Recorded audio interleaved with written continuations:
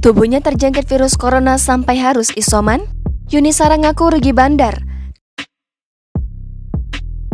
Kabar kurang mengenakan datang dari penyanyi Yuni Shara. Bagaimana tidak, Yuni Shara baru-baru ini dikabarkan positif COVID-19. Namun siapa sangka, kakak Krisdayanti itu justru mengaku rugi bandar hingga kehilangan uang usai terpapar corona. Seperti diketahui, Indonesia kini tengah memasuki gelombang baru kasus COVID-19.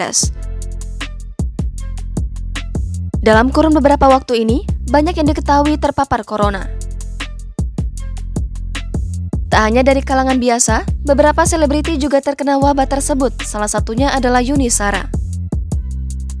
Ya, mantan Raffi Ahmad tersebut lantas membagikan perjuangannya sembuh dari COVID-19. Tak hanya itu, kakak kade ini juga menceritakan soal kerugian yang ia alami.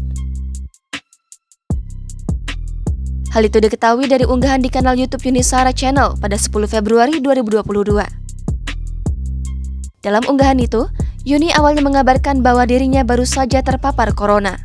Ia pun mengaku kini tengah melakukan isolasi mandiri di rumahnya. Tak sekedar isoman, mantan istri Henry Siahaan itu juga melakukan banyak kegiatan positif seperti olahraga hingga menonton tayangan yang bermanfaat. Lebih lanjut, penyanyi ini juga mengaku mengalami banyak kerugian lantaran harus membatalkan kontrak-kontrak dan mengembalikan uang.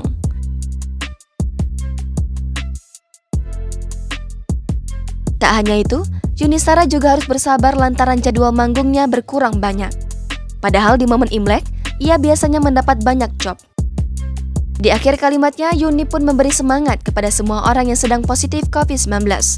Ia juga berpesan agar mereka yang tak terjangkit virus tetap menerapkan protokol kesehatan. Walau sempat terpapar virus, Yuni Shara kini telah dikabarkan sembuh.